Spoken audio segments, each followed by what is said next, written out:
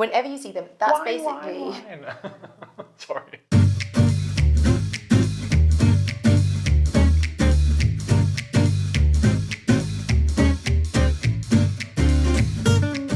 Hello, welcome to another episode of Boozy and the Beast, How to Drink Better. A lot of people have been asking us how to read a wine label. Now, if you're one of my normal audience members, do not worry, we will also do an episode on colouring in for you guys later. Yes, I'm afraid it is reading, but hopefully quite simply. I understand that wine can be a bit of a mind boggle when you're actually looking at some of the labels and you don't really understand what it means. So here are some key factors to look out for. I'm going to split this into Old World and New World bottles because Old World, which is like the EU, have a slightly different style to the New World. So old, the EU, Ancient so old. EU people. Okay, so first thing to look for is the vintage. That's the year on the label. And that's because the vintage is when the grapes were harvested. And when the grapes were harvested really affects the wine because they could have had a really wet harvest, which dilutes the flavours. It could have been particularly hot summer. It could have had spring frosts. So that year does actually make a difference to the wine that you are drinking. So nothing to do with the sell-by date then? No, absolutely not. So I've been rushing for no reason whatsoever. Drink it back, drink it back. You're always going to lose that game. Or am I going to win? If you're at a restaurant and you've ordered a particular bottle that has said a particular year and a different year comes, then it is definitely worth just checking the year that they've actually given you, just in case it doesn't actually quite pass muster. Just Google it under the table. Next point is to look at the region. So EU and Old World labels tend to label their wines by region and not by grape variety. So here you'll see Gigondas, which is an area of, and I realise that Robert is laughing at me right now because he was actually a professional rugby player in France and knows how to pronounce things, and I often sound like Del Boy. But how do I say it? Del Boy. That's actually Spanish. It means from the boy. Del Boy. This is excellent knowledge. And how do I say this? Appellation d'origine contrôlée.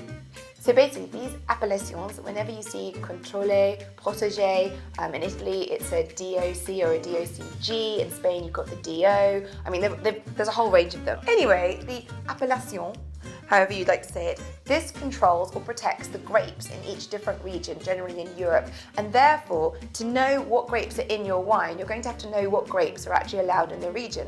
Again, Google it. So a Gigondas is mainly Grenache, with a little blend of Mourvedre and Syrah. It also has Mourvedre in it sometimes. That's why he's here. Anyway, it's also my camera. It's also his equipment. And the other two key factors to look for are the name of the wine and the winemaker. And in the EU, the winemaker tends to be quite small. They're very humble. Would you like some wine, madame? Don't be so petty. A caveat on the Old World labels is that some will name the grape, like a German Riesling. But if you don't see the type of grape on the label, that's why. It's because it's controlled by the region that it's from. So now on to the New World labels, and these are slightly different. This is places like Australia, Argentina, New Zealand, and America. So here we've got a slightly different label. You've still got the all-important vintage, but you'll generally always have the grape variety named. As you can see here, it's Chardonnay. And they also have where this is from, which is Santa Barbara County. You'll also have the winemaker or the winery labeled. Generally, they're slightly larger than the EU labels. Hey, I'm from California. Make American grapes again. Moving swiftly on, he is an actor, he just can't do all the accents. I was an actor. Now, it's also worth turning around, not you, Robin, to actually look at who imported your wine. So this wine was imported by Fields, Morris and Verdun Limited. Probably have not pronounced that right, I'm very sorry. Anyway, so that's one of the things to look for, and the other thing to look for is alcohol percentage. That's the ABV percentage on the wine. So here you have a 14% and here you have a 13.5%. And this is not only important in case you want to get buzzed, but actually it helps you know the style of wine that you'll be drinking. So in general, a higher alcohol wine is likely to be full-bodied with a bit of heat. And we did actually look at that, didn't we, in a previous episode? So go back and watch that episode now, or when this one's finished, let's watch it. Eventually, Eventually. but soon. But soon.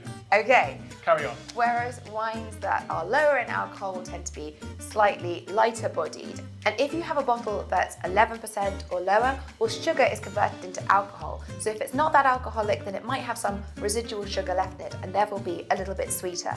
Something else to bear in mind is where it's from will also change what the wine is like. So countries or climates that tend to be hotter will generally produce sort of riper fruit, that's more sugar, which means generally more alcohol and richer, riper flavours. Whereas bottles that come from a cooler climate tend to be sort of greener, fresher, leaner and more mineral. So think about what you like and then you can judge where your bottle is from. I see on this bottle, Libby, it says vieille vigne. Is that relevant?